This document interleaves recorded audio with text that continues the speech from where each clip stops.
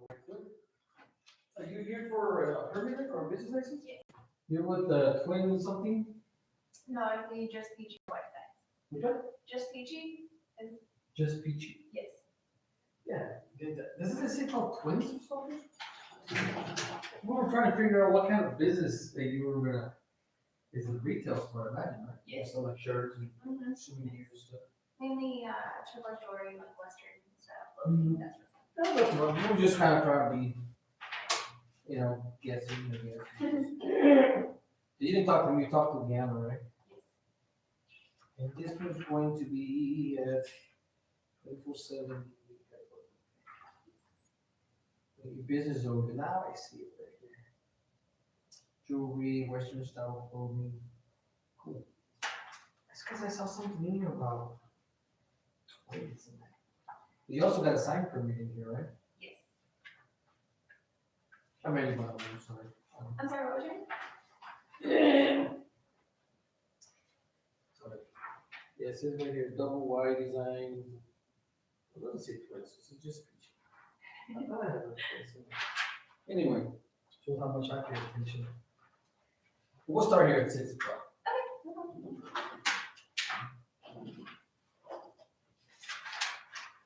Wolfberry's not coming in today. Hello, everyone. Good evening. Good evening. Welcome to the show. Is it comedy night or drama night? I'll go get it. I have a question for you. Yes.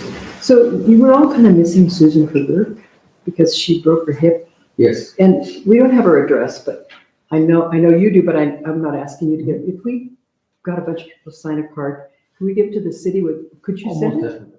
Okay, Most definitely. we'll do that because nobody knows her address. And they call her, she doesn't answer her phone.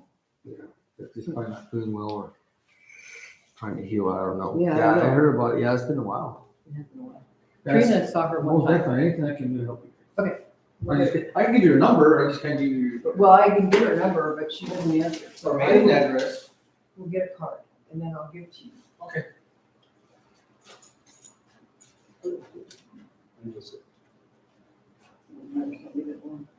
Right here. So we have.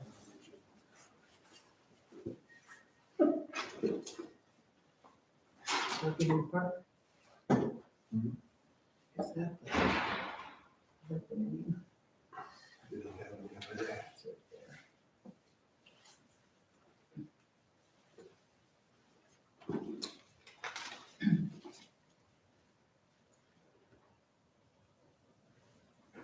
This thing's getting skinnier and skinnier.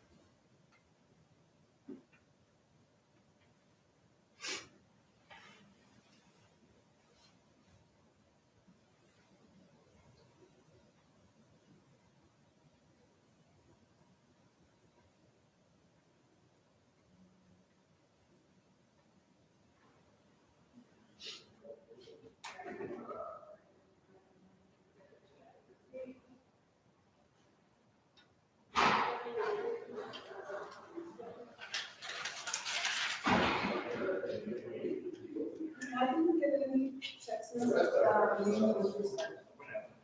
I didn't get the message, like, name was reset.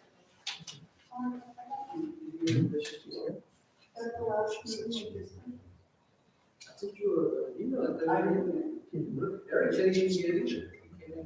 And, anyway, I called it, but yeah, I can see so Anyway. I don't know, but I just didn't want you to think I didn't call in or anything, so I'm like, Oh, that's when I lucky. read the minutes today, I'm like, oh, because they did happen. It's out of the norm, so I mean, I have. Yeah. Yeah, but I guess, Yeah, I let Who do them I know. Oh, thank you. who do I need to talk to check it? Dorothy. Dorothy, Oh, okay. yeah. That'd be good. But Dorothy booked her. Hey, man. Oh, her Yeah. hours, she's been out. Yeah, how was your trip? But I can send you a text. Oh, Yeah. Did you ski? it's cold. Oh, no, I didn't go. See you before. They need more snow. Yeah. Yeah, it snowed a little bit last night, but it was only like a skip. Light snow, it is cold. It was 20. Fun time. You go to Wish, just Yeah, totally. How was the shindig? Oh, it was very special. It was a good turnout. 'Cause What was it for? The opening, the gallery opening? Gallery opening for Alex's boyfriend. Yeah. So he was just playing there. We met, I'd met his mom before, but they live up in Boulder, Colorado, and I met his dad. All right, just forward you a message, see if we get it. So that was a good part. We went out after the, it was from 5 to 7 on Friday night, and after that, we went to dinner with just the parents and. The last one I got from you was about the New Mexico. Oh, fun. That was really fun. That's the last one you got? So do you think this is a permanent thing? See, I just said to you, did a little Girlfriend, bit. boyfriend? Okay. Let's go find out. He didn't ask you for her hand yet. No, definitely not. Yeah. But I think you know that she's a sous chef for chef up in, it's almost all the way to Ojo Caliente, north. Yeah. It's called Nosa, because it's north of Santa Fe. Oh, and Akron, Nosa. that's the restaurant. Yeah, it was, well, you can stay up there too. It's limited on. But,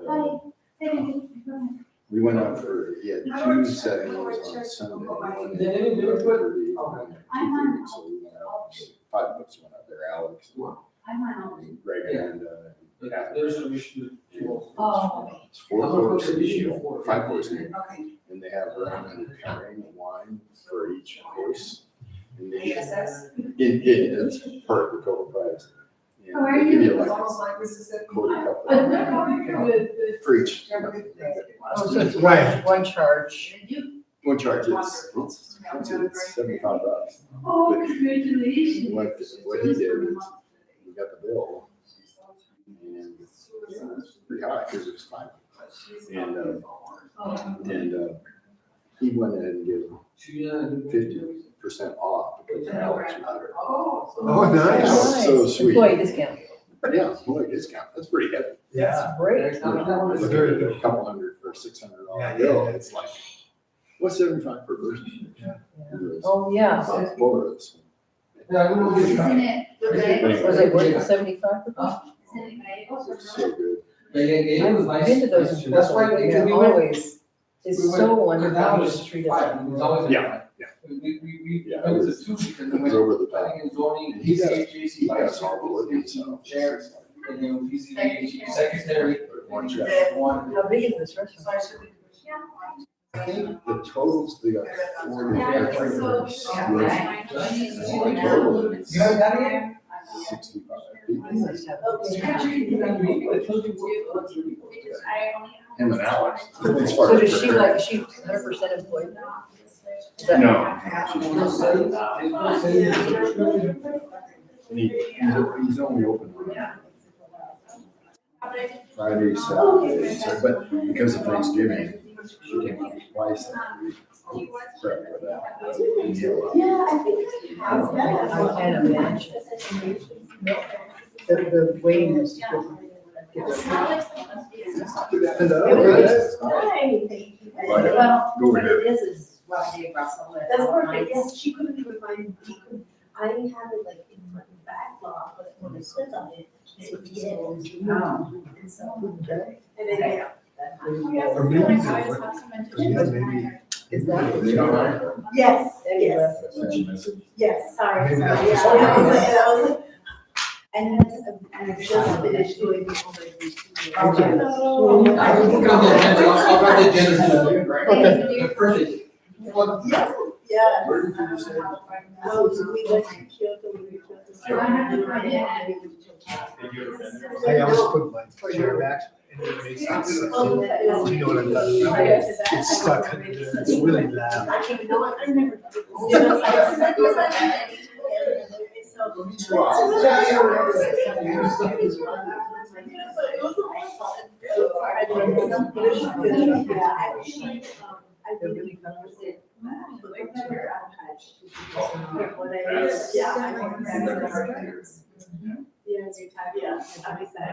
It's like I've worn forever. That's what I want. Yeah, Yeah, you told me. Well, yeah, I had left that public one. Yeah.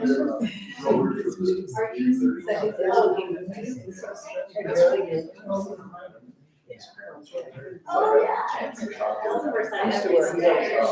And his brother. Actually, his brother went to Japan. Oh, yeah. But I'm glad you were ready to go. Yeah, I must have discussed that. Good, good. Today, yeah. Yeah. So we're gonna.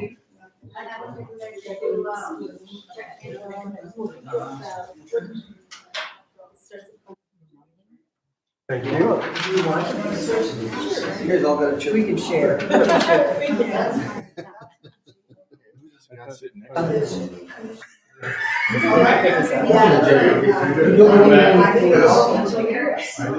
We'll spend extra time on it.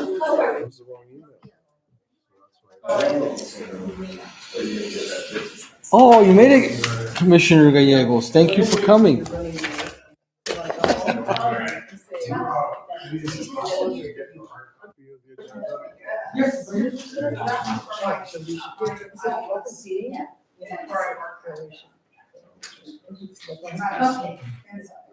So we need to. Oh, I keep forgetting.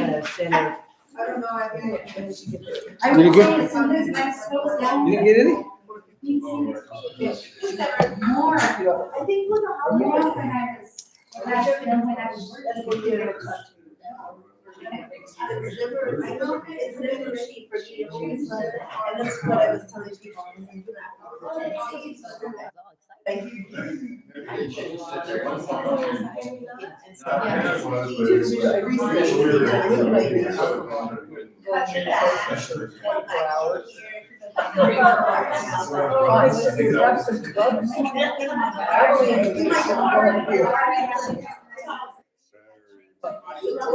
There's probably eight. I was out this morning. Yeah. I just, I don't just get rid of that.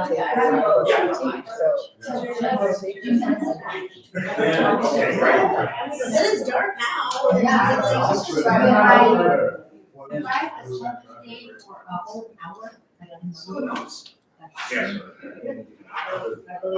Just wanted to be home with my kids, that's what. Oh, it's just, when I was sick. Part of my time, I was like, look, at least I get to sit here, I'm sick, but I'm having out and having this time. 6 o'clock, right on the money.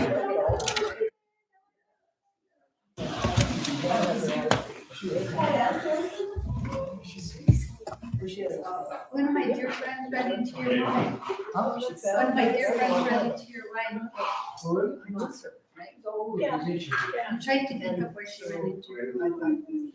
Anyway, she's the owner of. There,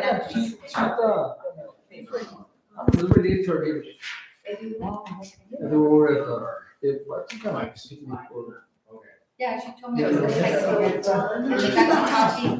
And she's tight. She's feisty as heck though. Yeah, I bet. She has to make up for it. You thought I was arguing. Oh, no, you're a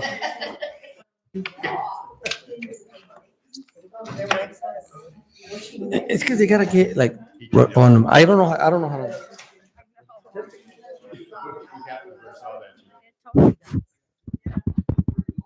Is it low? Hello? I don't hear it at all.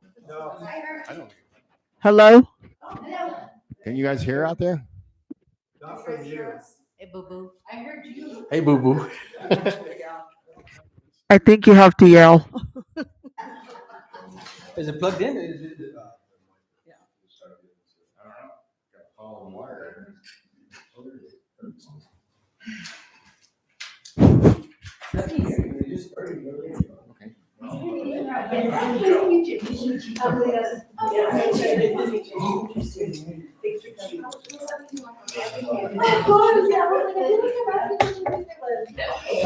Thank you. Hardly anyone used my napkins.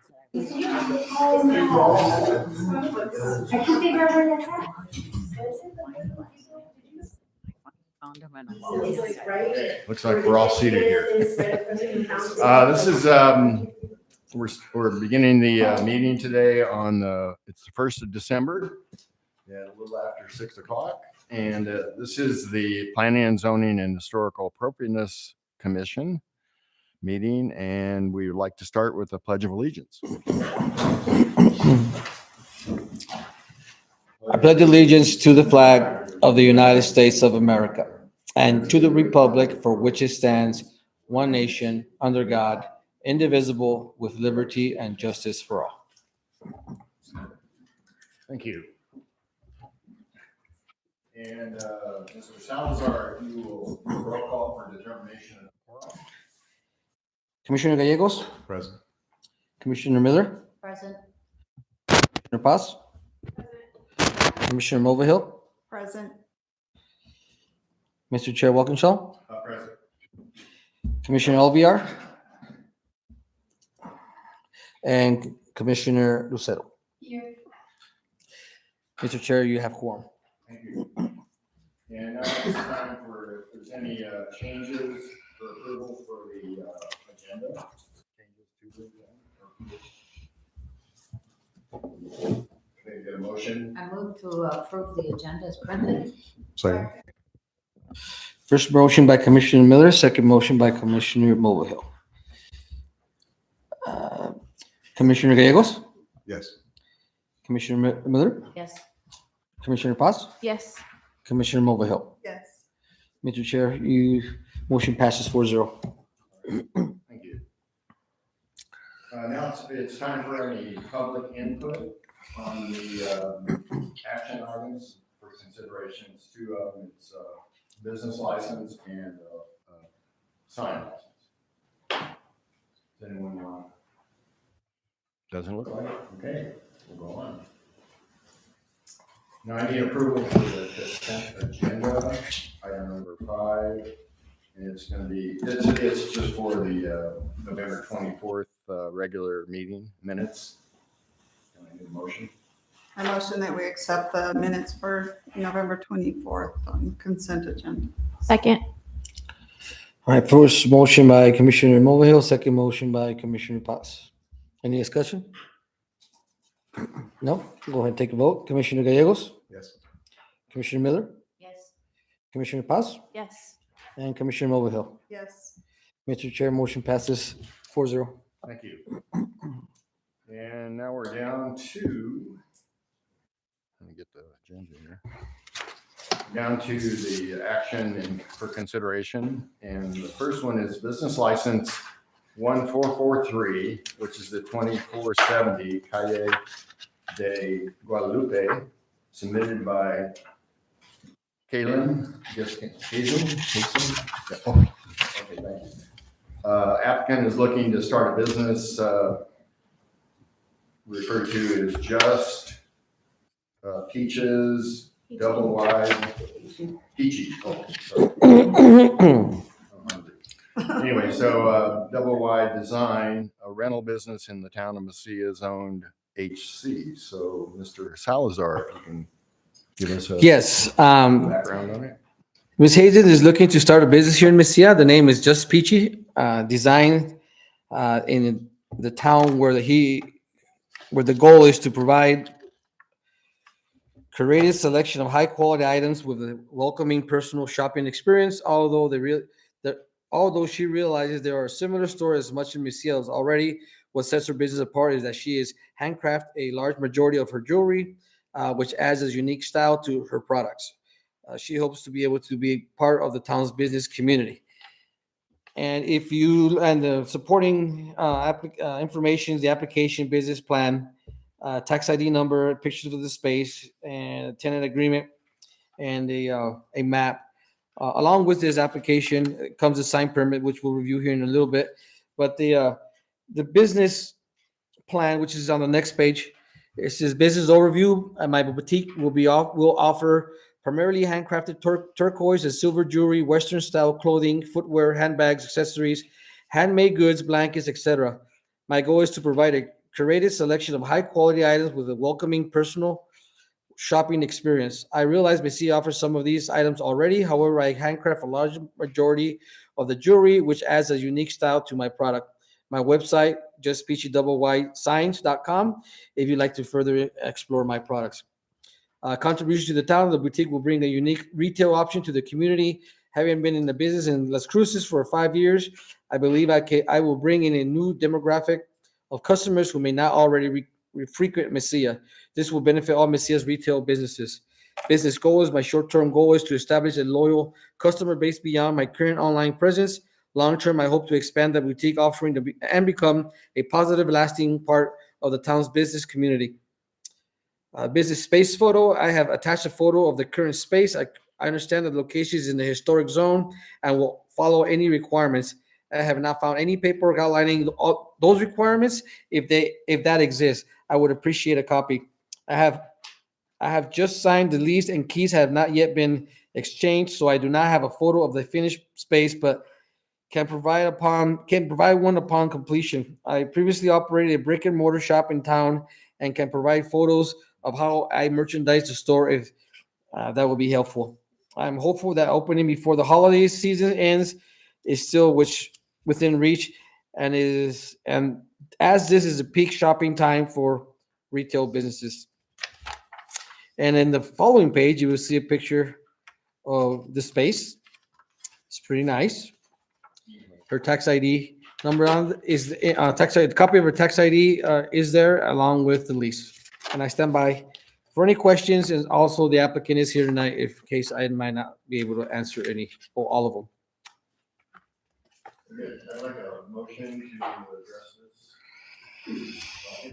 Move to approve business license 1443.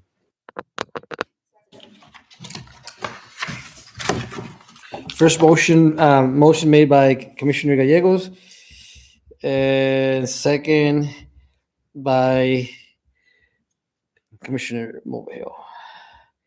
Any discussion? Mr. Salazar, how long is the lease? I'm sorry? How long is the lease? I believe it was for a year. Is that correct? Yes. It's for a whole year. She's stuck with us for Kind of normal. Yeah, it's typically that's normal. Based on the business license, because it has to be renewed each year. Each year. correct? Yeah, well, you got to renew on the 15th of March every year. It's not a senior year. It's just Yeah. the end date's March 15th. But typically, you rent either by year or by month to month. But month to month it's not quite common because by the time you move in and get set up, yeah. Any other? Yes, ma'am. I don't have any questions. I just have a comment. I really like your overview. That's really nice. It was really good. I do have a question as far as on the last page, it kind of shows blued out with marker the site, but there's more than just that site in that location. The sign? Well, the site. Oh, yes. This is site C. If you look at the board action form, it Right. does say the afternoon, it's space C. Basically, right. So there's other businesses in that little My plaza area. Right. My understanding is that has a front entry, but it's also have a entry off of Guadalupe. You go into that plaza. Mm-hmm. But it also has an entry on Principal side. That I wasn't aware of, but I do know there is an entrance to the. Doesn't it show that on the picture? one sign on one side and one side on the other. When we get to that, when we get to the signs, yeah. That's why I brought that up. I hate to have another issue about address, but I'll keep it short. Neither are on the Guadalupe side. There's two businesses. Well, you enter into the plaza, but to the left of the plaza is I'm not talking about the main plaza. I'm just talking about that little. Sure. The courtyard. And to the left, to the south of that is it's called art gallery, art studio, or something like that. Neither of those have the number on it, 2470. So that's probably the responsibility of the owner, I would think. So Correct. I don't know if you can. Well, most definitely. I mean, it's very useful to make sure that everybody's got their numerical address on there for first response, stuff like that. But I'll make a note of that. It's not on the building at all. So. All right. Anything else? Nope. The entrance is on Guadalupe or? Yes. All right, I'll go ahead and take the vote. Commissioner Gallegos? Yes. Commissioner Miller? Yes. Commissioner Paz? Yes. And Commissioner Mulvihill? Yes. Mr. Chair, motion passes 4-0. Very good. Excuse me. The next is a sign permit case number 062076 at the same address.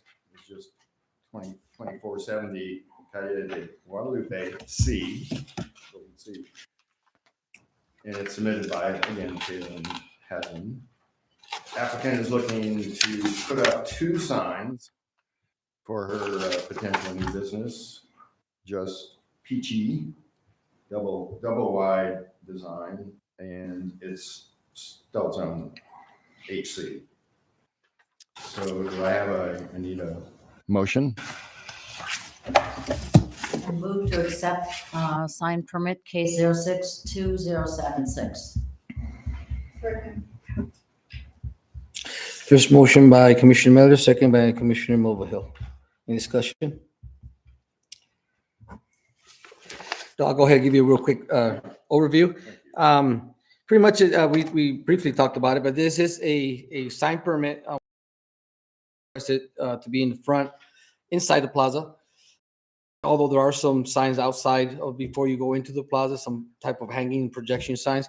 But this one will be inside next to her, I'm assuming her front door or front entrance to her business, and the other one will be on the opposite end of Principal.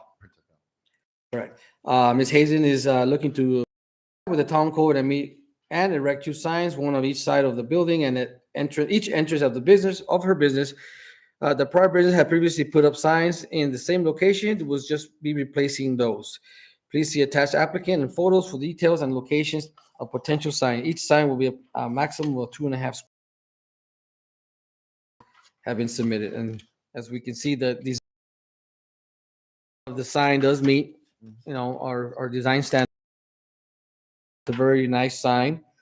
And it's going to be a hanging sign, which you'll see on the other sign, which is very similar to the front one. And I'll stand by for any questions. Yes, sir. Mr. Chair. Mr. Salas, so I'm looking at the photo of where the hanging sign is supposed to be placed. And this is, am I incorrect in saying this is kind of the Principal? Calle Principal, correct. So I'm trying to figure out the discretion between the signs and then the entrance to the building. Because we said it was off of Calle de Guadalupe. Am I incorrect? There's one on Calle de Guadalupe, and then the other one, the projection sign, is on Calle Principal. So that means there are going to be two entrances to the building? It's going to be, yeah, correct. The one's a projection on the Principal. The one on Guadalupe is actually a wall hanging sign, not a hanging sign. Right. Inside the plaza.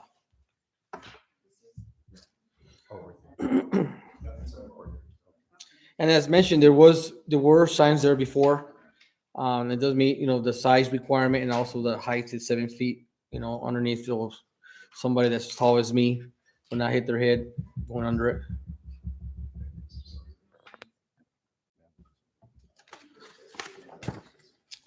Any other questions? Yeah, I'm glad you brought up the the issue about the hanging sign, because there's no indication on the drawing that it has to be 7 feet or less, or no, or more. More, Above. the- 7 feet or more. And then also it has to be 4 feet or less. Or correct. From the wall, correct? Yeah, we check that, and it's within the. Good, thank you. Any other questions? Ready for a vote? Yes. All right. Commissioner Gallegos. Yes. Commissioner Miller. Yes. Commissioner Paz. Yes. Commissioner Mulvihill. Yes. Mr. Chair, motion passes 4-0. Great, thank you. All right, we're down to number 7, which is a discussion about the nuisance ordinance draft. And Eddie, if you want to go ahead and give a little background on that. Yes, I sent you not a lengthy email, but kind of try to explain what this is going to entail. It's a nuisance ordinance. Doesn't necessarily, we don't regulate as land use. I mean, this is more of an enforcement part of it. You know, this is more of just an overview, more eyes kind of look at it, and also helps the commission understand the process of what it was, what a hearing examiner and not having a municipal court going to be like. But we're not going to have a hearing, or we're not going to have anything with the commission. This is going to be something that the board of trustees are going to deal with and handle. Okay, so again, I just wanted to make sure that because it is a change in the ordinance, I still think it's a good idea to include the commission so that we're all on the same page on board. This ordinance is 815. It's called a nuisance ordinance in our town code. And the nuisance ordinance that we have basically only outlines what is considered to be a nuisance, right? And it's a very vague, it's a very short code, very short ordinance. And it just outlines rubbish, weeds, eyesores, those such as things, littering. As you can see, generally common practice is that whenever you do have a working document, anything that's red has got a hashtag on it is obviously for deletion. Anything that's in blue is for inclusion. And then anything that's already in black is pre-existing. So as we go down, I mean, I'm not going to go through the whole thing. I just kind of give you an overview of what changes are being proposed. Is number one is whenever the difference between court and a hearing examiner is the way you deal with violations. And the court system, like a municipal court, magistrate court and such, deals with criminal summons, right? That you are criminally violating the law or our ordinances. And going that route, I mean, they've been practicing that for a very long time. Going that route, then you have to meet all the requirements set by not only by our code, but by also a lot of other state civil rights and state property laws and such and such. So it becomes a lot harder to maneuver to try to get to the base problem, or the ultimate is for abatement, right? For them to comply and fix the problem. That ultimately, that's what we want. We don't want anything other than that. We want our town to look nice, but at the same time, some people need a little bit of nudge to get them to do it, right? And so far, it hasn't been working because there's, the municipal court has its own rules in the sense. The judge, I mean, sometimes it's hard to come to the judge, and when you don't have a lot of the answers to some of these questions, similar to whenever I stand here, it's hard for them to make a decision. So most of the time, dealing with a lot of judges, they always lean towards the non-guilty side because it's, you have to prove that they're guilty, right? The burden of proof falls on the officer. And having a hearing examiner, things are a little different because you'll notice in our ordinances, I amended a lot of the parts where it says person or owner, I put property, right? So whenever there's a violation in the community, most of the time it's going to be directed towards the property. And it's similar toward like you would have a disagreements with your neighbor, right? He's encroaching on my property line or such, whatever. And then you go get an attorney, and the attorney gets another attorney, and then, they hash it out legally, right? They don't go through the court system. So this is similar to that, but not exactly like that. So the town of Mesilla has a violation. A lot of these take some effort, right? Because there are some properties in Mesilla that really need some work, and we would like to get those cleaned up. And so far, it hasn't quite been working very well. Again, because a lot of our code,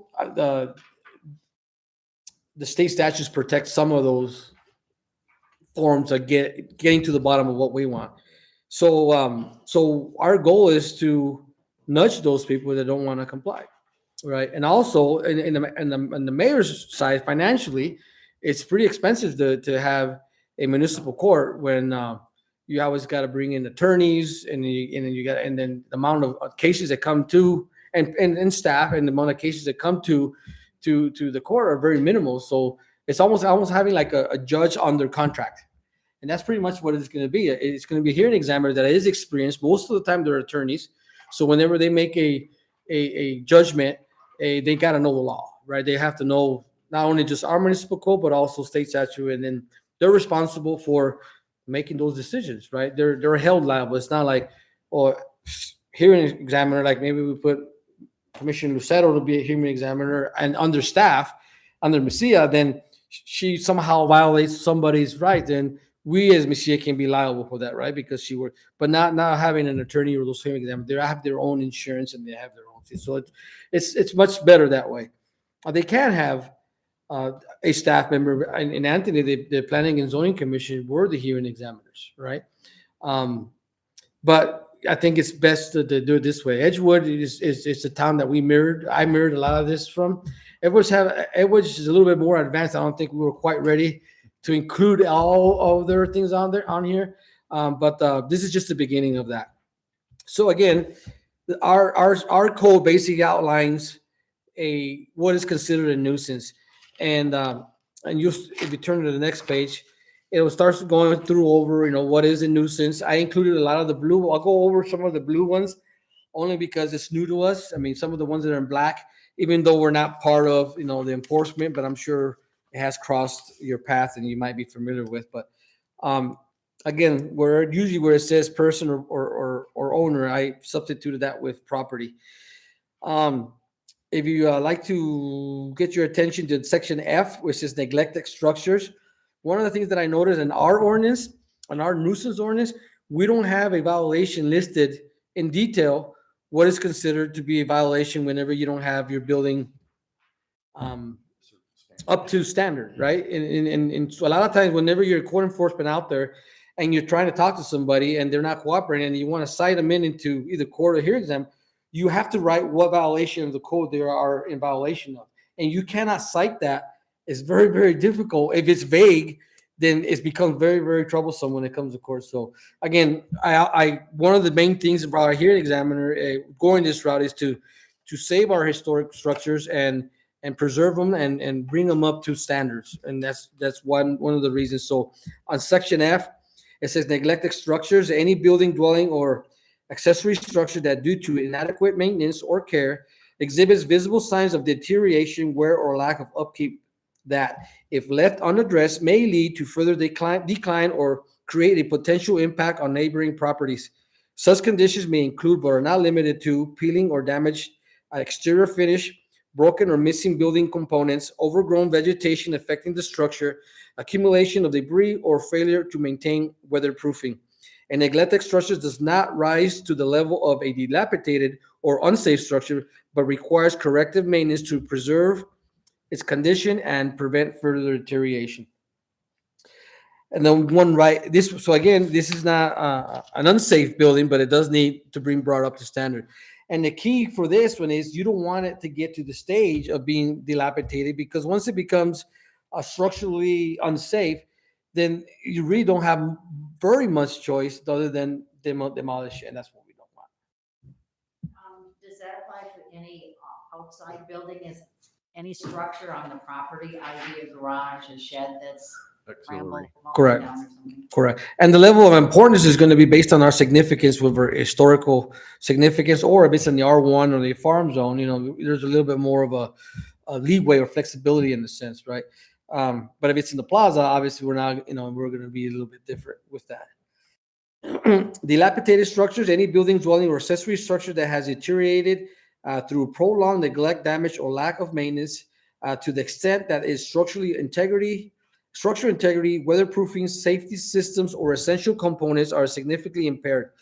A dilapidated structure exhibits conditions that, if not properly corrected, will continue to deteriorate and render the building unsafe, uninhabitable, or no longer capable of being used to its intent purpose.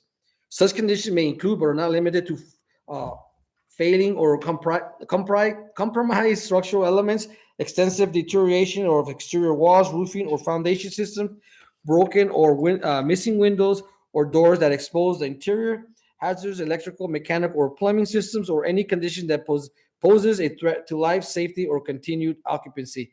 The designation of a structure as dilapidated authorizes municipal intervention to ensure the necessary repairs, abatement, or mitigation to prevent further deterioration and protect public health, safety, and welfare. That one is key. Therefore, that allows us as a municipality, as the town, to intervene if necessary to correct the problem. All right. And then it goes into outdoor storage. Again, that's any questions so far before I move forward. And again, now we have, again, a few substitutions there of property versus the owner. Then it goes down to the section 3D. This is, it says code enforcement officer, means that person authorized by the town to carry out any enforcement of provisions of the town ordinance, including but not limited to provisions of this ordinance. Foreclosed property. We're starting to get into definitions. Foreclosed property means a property for which is any mortgage or tax foreclosure with the respect of such property has been initiated.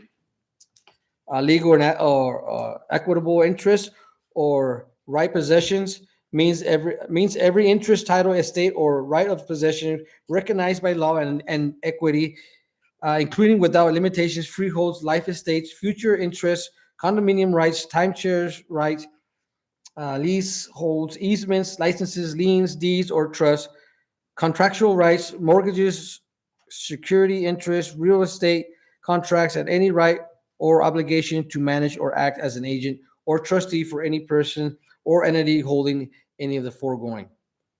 You notice that one there was written by an attorney of some sort. Nuisance means anything that is created or maintained maintained on and commercial, industrial, or residential property within the town limits without lawful authority, which is injurious to the public health, safety, morals, or welfare, or which by its unsightly appearance would tend to discourage residential or commercial development in its immediate area. Owner means the individual or entity in control of the property and having a legal or equitable interest or right of possession, or their representative agent or attorney in fact. Vacant, it's pretty self-explanatory. It means building, structure, or property which has not been legally occupied, used to its intent purpose, actively renovated or constructed or secured, such that its control over unauthorized entry for a period of in excess of 90 days. 90 days is a common thing, but I think 90 days is kind of a long time, to be honest with you. A vacant property, if it becomes vacant, very, very quickly attracts a lot of people that are not up to no good, especially a lot of the people that are wandering around Messiah and sometimes through Messiah. But we'll leave that there and we'll let the Board of Trustees address that. Zoning hearing examiner means the person or firm delegated authority by the governing body to conduct hearings and make findings of fact and conscious of law, shall have professional experience in both land use and law. Appeals of decisions by the zoning hearing examiner shall be heard by the planning and zoning authority. This one here, I am going to change. I think some of them might come to us. I was thinking about historic preservations and such, right? But this one here, it is going to change to where, depending on what the violation they need to abate, right? If it's going to be littering and such, obviously it's not our purview, but when it comes to land use, then it will be coming to the commission for, again, recommendation. Ultimately, it will be the Board of Trustees. So that wording would change on that one. And then again, there's more of the black pre-existing parts of our code. And then on the next page, 18, 15, 25, prohibitions and enforcement. This is where it starts going into how is it going to be dealt with. For the health, safety, and welfare of people of the town, it shall be unlawful for any person or entity who in the owner, manager, tenant, leasee, occupant, or other persons having any legal or equitable interest or right or possession in or to any real property, motor vehicle, or other personal property to cause, permit, maintain, promote, facilitate, fail to prevent, or allow the creation of maintenance of a nuisance on such property or to permit property to become a nuisance. Enforcement of a violation of this ordinance and administration, supervision, or performance of action taken pursuant to this ordinance shall be through the town enforcement code and with the review of the zoning hearing examiner, planning and zoning commission, and the governing body as specified in this ordinance. Notwithstanding all the penalties for abating nuisance that may be imposed by applicable law, if any person or entity fails to abate any nuisance or allows dumping, unsightly storage, nuisance vegetation, nuisance vehicles, dilapidated buildings, or any other nuisance to remain on the property that, as is determined to be hazardous to the health, safety, and welfare of the community, the town may take the action set forth herein to abate the nuisance, charge the owner, and impose a lien on the property if necessary. Again, this is not something that's hopefully is going to be very common. The experience that I've had, I've never had to go through that process. So again, this is just something that gives the town an option in case there is no cooperation from the parties. And then it goes to nuisance, notice of nuisance. How are we going to give notice of the nuisance? And I included on there, when all possibilities are exhausted in contacting the property responsibility party, violation notice will be posted on the front door. A lot of times whenever you're a court enforcement officer, even though you do have a badge and you have a uniform and you look like an officer, a lot of the residents know when you're coming back for a follow-up on a violation that they have, that they don't open the door. They don't have to, right? They're in their home. And so it becomes very, very hard to fulfill you've been served, you just go to court. If you send them a certified mail, they look at the mail and they say, well, this is from Messia, I'm not signing it, user or not found, or whatever. So it becomes very hard to serve them, right? So speaking with some attorneys, you can post it at the front door where it's commonly where they go in and out, and then just take a picture of it. And I always recommend that it has a photo stamp on it, obviously. Take a picture of it, and that's considered to be served. You can go from there. Any more extreme cases, then you will put it in the newspaper, a local circulating newspaper, and then you would add that also as well, just for an added notice. So this one here, I guess it says 30 days. And whenever there's a violation, the defendant has no less than 2 days, but no more than 30 days, and it's up to the discretion of the court. Because it's hard to put a time frame, because it could be anything. It could be a building that needs repair, or it could be a spill of oil on the side street, right? You're not going to give them 30 days to pick that up. So, a lot of times you got to give the officer the discretion to deal with those kinds of cases. On the next page, it just states there is the ordinance gives the not only the court enforcement officer the authority to do the inspections, follow-ups, but initially whenever there is a call for violation and it's the first time you address it, you cannot, if the owner is not there, you cannot go in the property and start taking pictures without consent. Right? You got to do it from the public's view. We got to be beyond the property line. There's a 6-foot fence. You can't put a bucket, and because it's not assumed to be the assumption of privacy is that 6 foot that's going to cover everybody. The minute you start using tools or maybe you go around the back and you see the neighbors, and that you just can't do that. That's a violation of their own privacy. But yeah, if it's in plain view, they can take pictures of it, document them. If they knock, the owner comes in and invites them in. Obviously, more than welcome to go in and take those kinds of pictures. With that, it also states that with the request of the code enforcement officer, it could allow staff, such as myself or anybody else, to go in there as well, and maybe the hearing examiner, or maybe a commission. I don't know. We haven't outlined out that yet, but it does allow staff to go in there as well, even though they're not, commissioned officer. Although I am commissioned officer, but just in case. I'm just saying staff in general.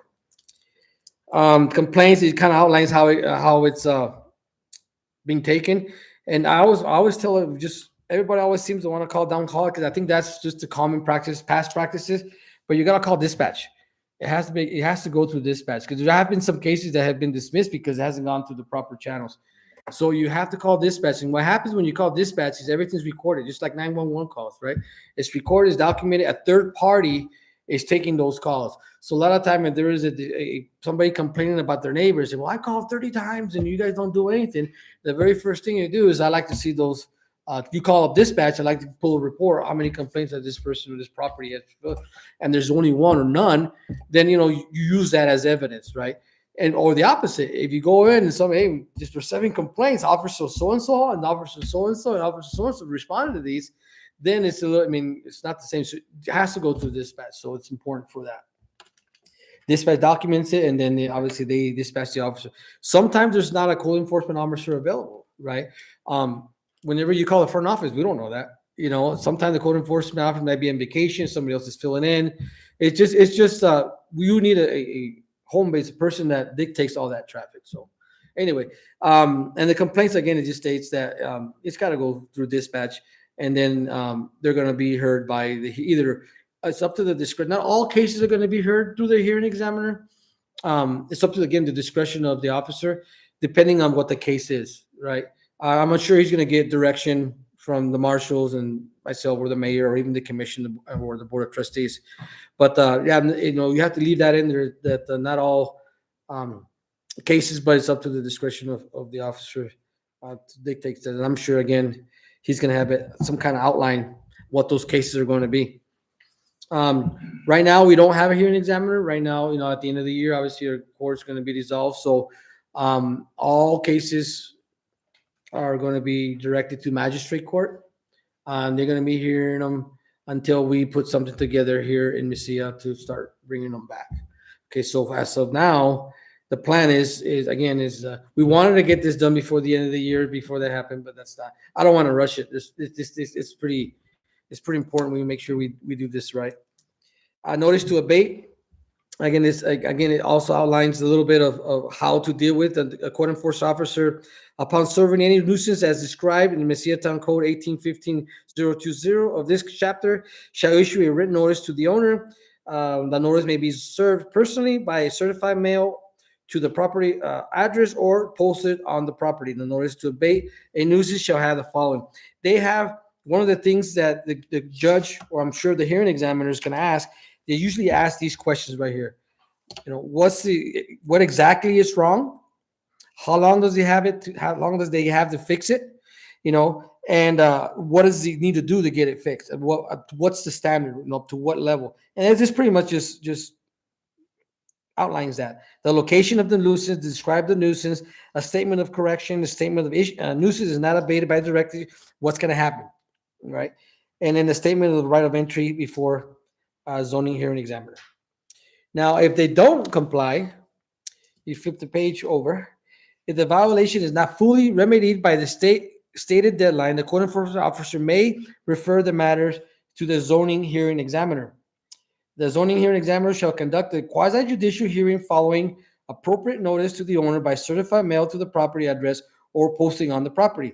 After considering the evidence presented at the hearing, the zoning hearing examiner shall determine whether a nuisance requirement abatement exists.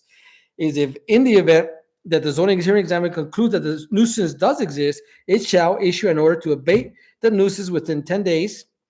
Include in the notice to the owner that if in the event the nuisance is not abated as directed by the town, the town will proceed to abate nuisance, impose the cost abatement on the owner or the property. Including the order in the order to the notice to the right to appeal. Again, not all of them are going to come to the planning and zoning commissioners. So if you remember, the very first time the code enforcement officer has an opportunity to decide how much time they have, up to 30 days, and then they come to court and they have the right, for the hearing officer. And if they find guilty, then they have an additional 10 days. And if they want to appeal that, they have an additional 15 days. So that's why 90 days. I feel 90 days is a very long time because you can prolong a lot of it.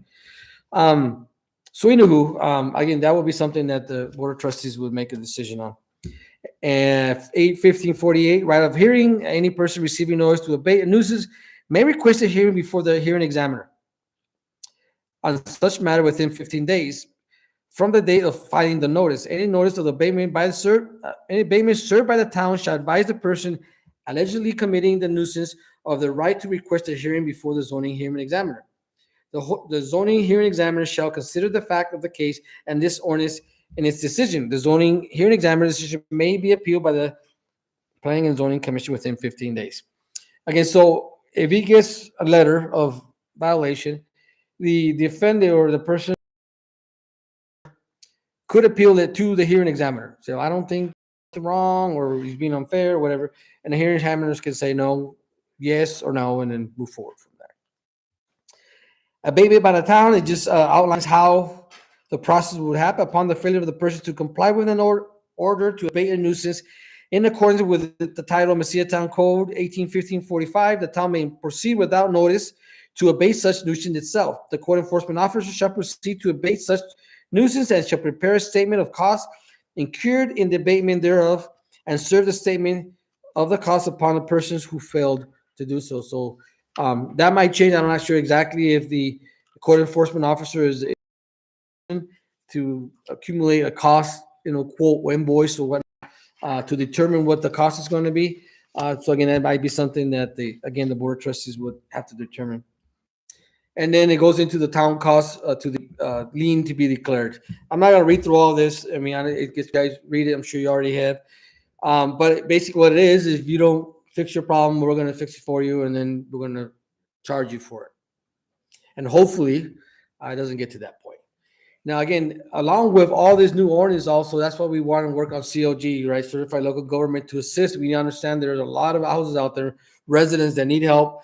They have limited income or family members or friends to help. They're on very limited resources in a sense.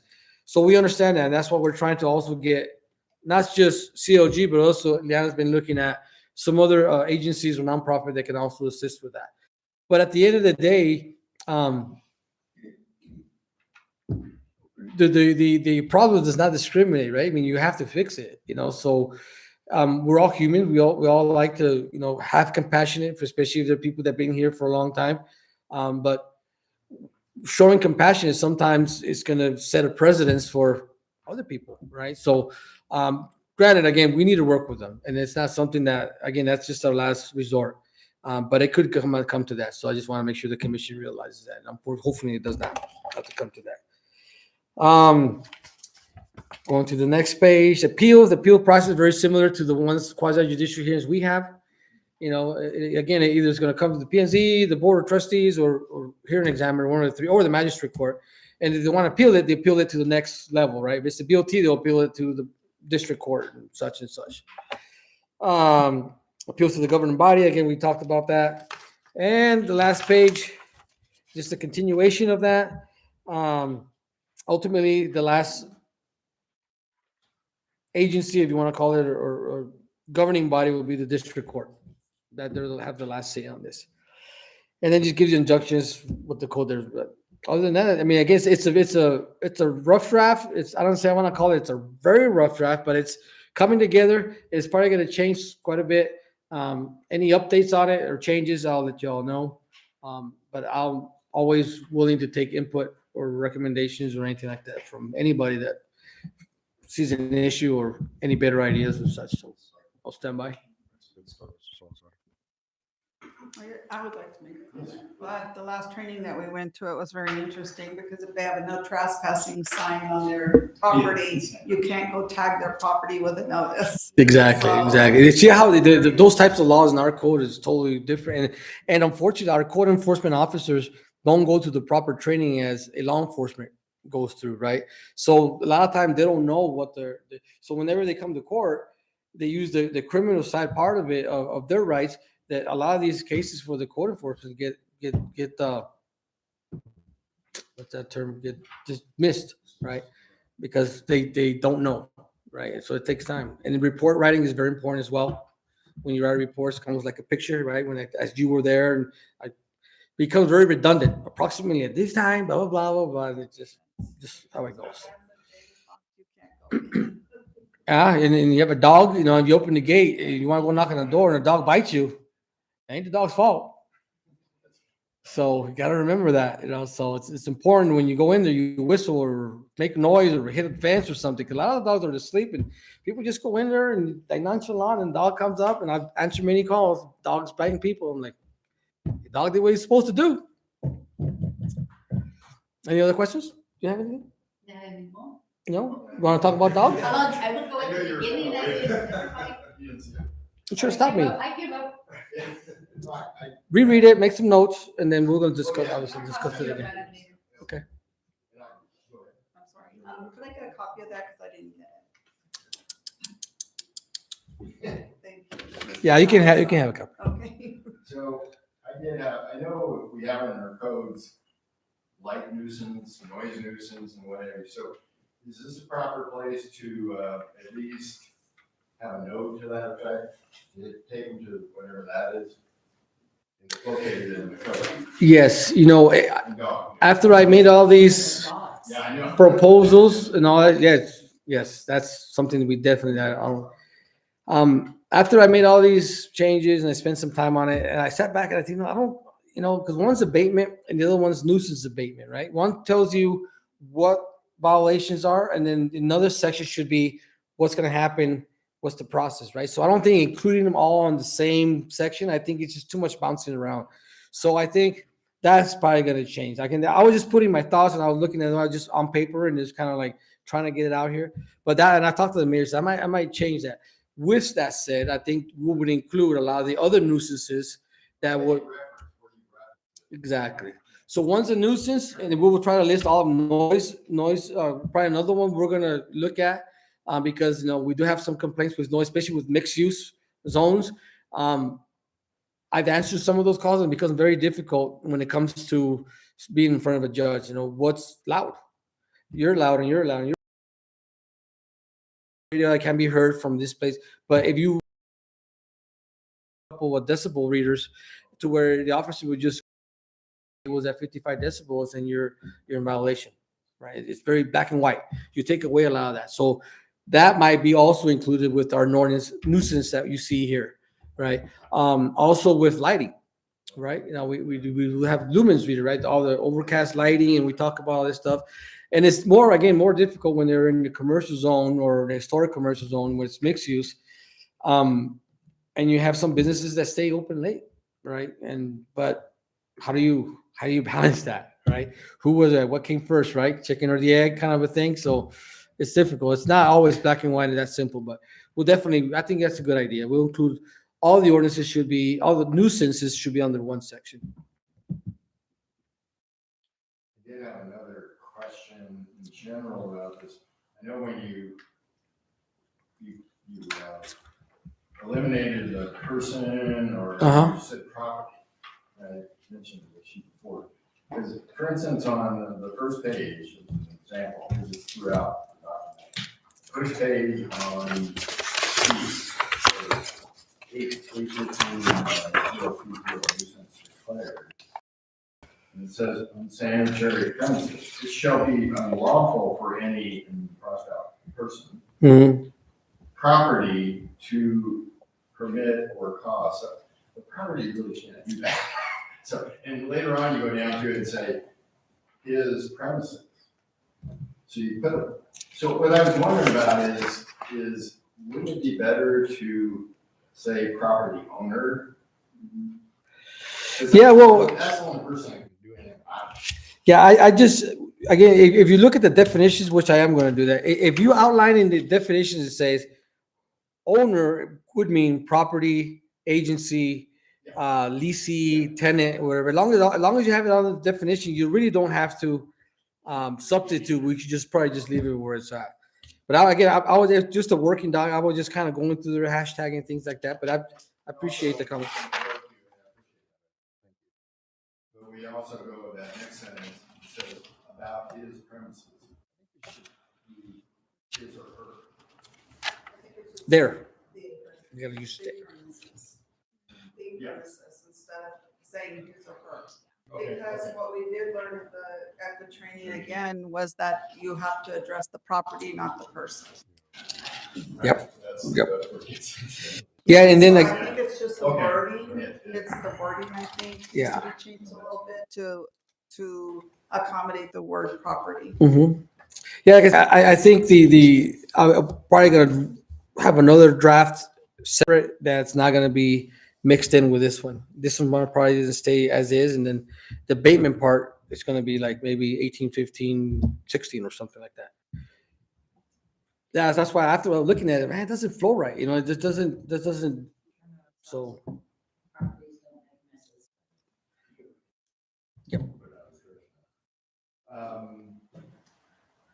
Well, again, it all comes down to enforcement. I really appreciate you saying, okay, here's a nuisance. Well, what are we gonna do about it? How can we improve it? Because, you know, I hate to keep bringing it up, but it's on West Side, it's the guy that has, I forget his name. I was gonna mention you, Jim. I mean, he has the lift and he hasn't done anything about it. He was supposed to take that lift down the tall, Right. put it in a shorter one, and then we still had to make sure he put a screen. So we didn't even see that. yeah, we had a special use. Yeah, it was a special use permit, right? That We voted that he had to start all over again. He has to bring it back to us all over again.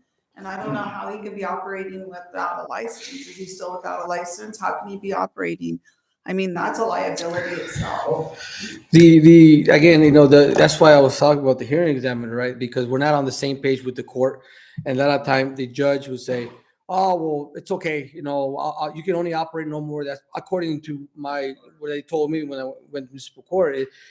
He can work on it, but he can't work more than three cars. I'm like, but you still don't have a license, regardless if you work on one car or three cars, right? So again, it becomes a. He should be fined. I mean, really? But how do you find them? That's what I'm saying. How do you find them? If the court. Well, I don't know, but he needs to be shut down because he's in violation from the very get-go, because they told him to take one of the lifts down, and then he was supposed to come back with a screening proposal, and then something else happened, without operating without a license, yes. And he didn't follow through on any of that. And it's been going on, I'm told, since 2010. Yes, right. So again, it's whenever you shut them down, now you start going into civil right property laws and those other stuff that needs to be addressed. And I say it can't happen, and just somebody needs. Not a business, in other words, now, because he has no license. It's not a business anymore. He's operating out of a house. Oh, I'm not disagreeing with you. I'm just saying it's. But we do have, the very first thing obviously is set, our ordinances and get things in order, and then it's not my department, right? But I'm just trying to understand. I agree with you, but right. Maybe when we start sending them to magistrate court, maybe that judge would be a little bit more, strict on that part. Maybe we'll wait till the hearing examiner and we'll address it in that sense, right? But I don't know. According to our Resources. codes, he's running a home business. He should be doing those cars inside his house. Well, that's why, you remember whenever we did the special use permit, the condition was approved to have a lift, make it shorter, and put a screen it of like a metal building, like a garage type, so it stays indoors, right? But you never did. Never did. And one thing I learned from that, we didn't give him a time frame. Right, but you can still justify it. A judge would say, "What is considered to be enough of a time?" Blah, blah. But next time where it's conditional, you have 30 days to comply. If not, you have to start all over again, right? So, yes. I'm sure there's many other properties out there that y'all want to address, and hopefully this would help. Anything else? Office for a day. Hey, you could do it right along for a day. Come here.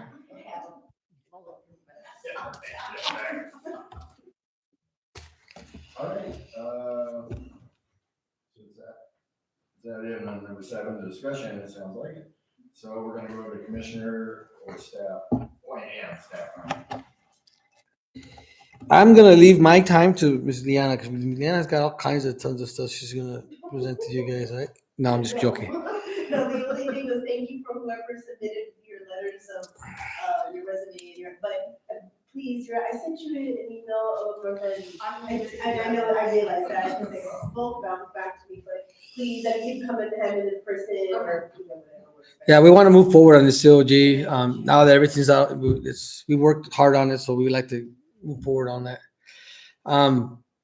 We can have a GSI program. I think I mentioned it in the BOT meeting. I would like to bring it. GSI program is, it's kind of like, we're finally in the modern times, right? A GSI program is pretty much just a map, that it's an interactive map that some of the public can see, and it also lays out the town. It lays it all out. It tells you where the fire extinguishers are at. If you want to use it for that sense, it tells you where the historic buildings are at. If you want to use it for that, it shows you the zoning. It tells you all that stuff. So it's almost like a software that collects all the data, but in a map form, and it's pretty neat. So just doing record management. You know, we did have a volunteer that was coming in here and scanning a lot of papers into the computer to try and get ready for whenever we get Square 9. Square 9 it's an AI software also that's going to help us index all this information that's been sitting in boxes for years, that hopefully we can start making sense out of it.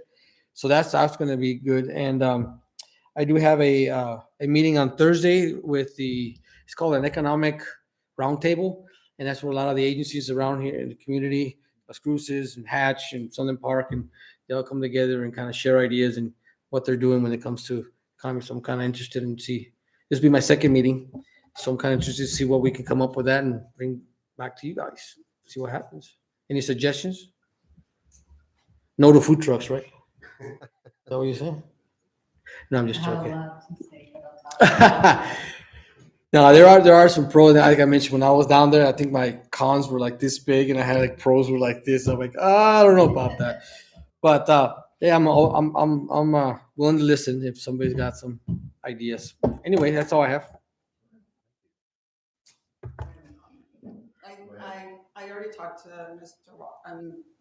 Mr. Chair Waukesha and Eddie, but I wanted to let everybody know that I didn't get the notice of the meeting that was rescheduled. That's why I wasn't here. Yeah, and Mr. Gay, I also had to say, yeah, I don't know what's going on. Like I said, the emails were all set at one point because you were getting them before, and now it's just. Oh, sure. You know, you saw me. All right. That's ready for adjournment? Yes. I move to adjourn the meeting. So adjourn. Everybody, say aye. You want to go home or nay? Nay, if you don't. All right, let's go. Thank you all. Appreciate you.